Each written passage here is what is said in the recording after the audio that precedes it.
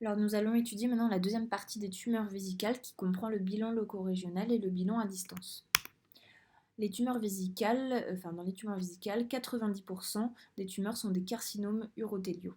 Attention, dans 2 à 20% des cas, il existe un carcinome associé des voies excrétrices urinaires.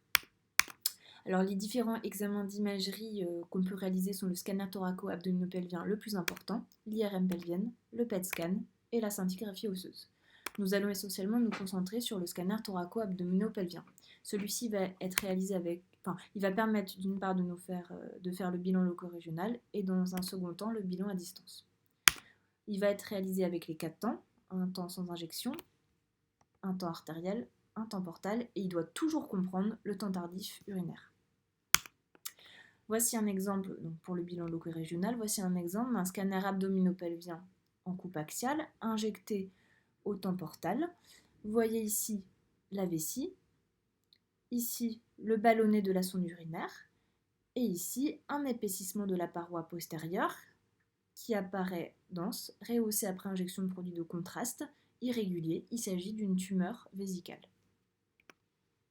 Voici ici, chez ce même patient, le temps tardif urinaire, où le produit de contraste vient mouler la tumeur ici. La tumeur qui, vous voyez, vient envahir le méa urétéro-vésical droit, avec une accumulation ici du produit de contraste en amont. Quand on remonte plus haut, on fait une coupe chez ce même patient passant par l'urétère droit, on constate au niveau de l'urétère droit pelvien le produit de contraste qui vient mouler ici, montré par la flèche jaune, un petit épaississement tissulaire de la paroi de l'urétère. Il s'agit très probablement d'une tumeur de la voie excrétrice urinaire associée à la tumeur vésicale. Quand on remonte encore plus haut, on va se concentrer sur le rein droit, on va constater une dilatation du pied long droit, probablement en rapport avec l'envahissement en bas du méa urétéro-vésical droit.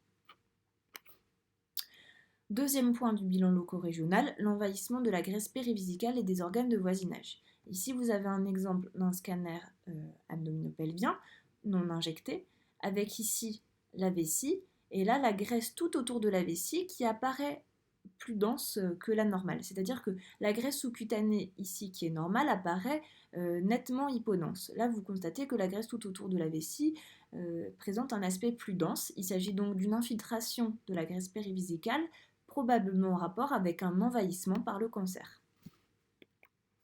Ensuite, on va s'attarder à rechercher les adénopathies rétropéritonéales, toujours chez le même patient, un scanner abdominopelvien injecté, avec ici vos vaisseaux iliaques externes droits, l'artère et la veine, et en arrière des vaisseaux iliaques, vous voyez une formation arrondie, tissulaire de grande taille, qui correspond probablement dans le contexte à un ganglion envahi par le cancer vésical, donc une adénopathie. Le scanner va nous permettre également de faire le bilan à distance. On va rechercher les métastases hépatiques, un exemple d'un scanner abdominopelvien injecté avec le foie, le parenchyme hépatique normal, et ici, des petits nodules hypodenses qui correspondent dans le contexte à des métastases hépatiques.